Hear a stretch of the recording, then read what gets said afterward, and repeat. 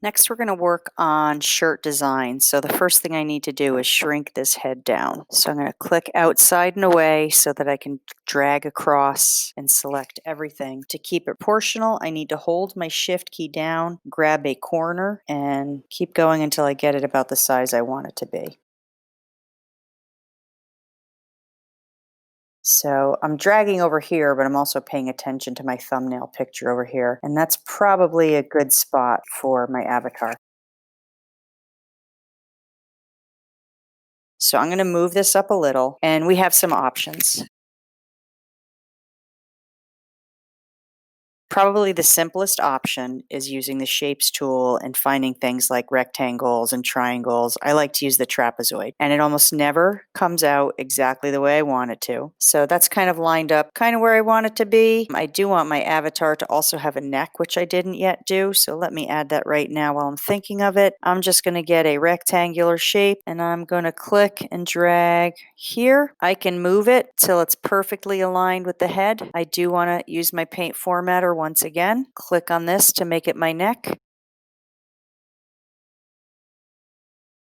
And then obviously I want my neck to go behind my head. So I'm going to right click, do order, and send that all the way to the back. Now I can center this a little better and choose a color that I want. So maybe I'm going to use blue. And maybe instead of a shirt, this is going to be a vest. You really can explore and play around and figure out what works best. If I wanted it to be a t-shirt, for example, I might go and get other shapes. Maybe I'm happy with a rectangle and I'm going to turn it and make that work. Get that right up to the corner where the shoulder would be. Maybe it's a little too long for a t-shirt, and maybe I'm going to do something like that.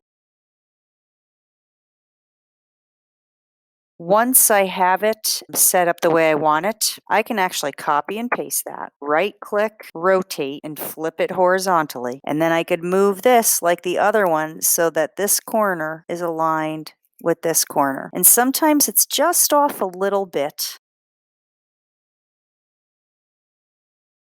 But if I go back up here and go into 200%, this usually helps me get it just right. And then I want to make sure that I bring the background of the shirt to the front, and then it looks more like a t-shirt to me. So that's one type of shirt you could make. I'm going to select that and move it off out of the way. It doesn't matter that I can't see the head right now. That's totally okay.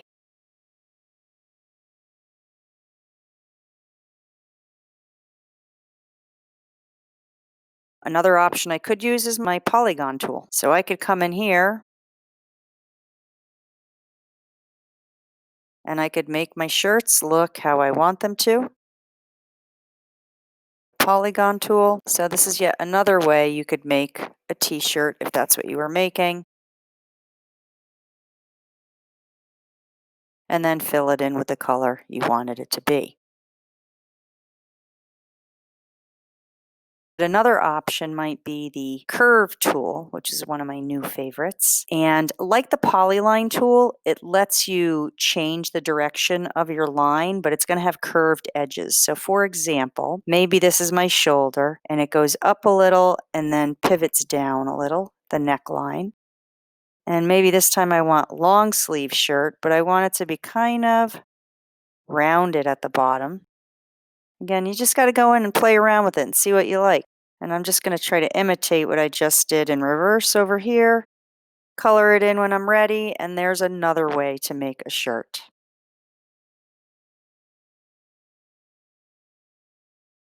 Get creative. Can't wait to see what you design.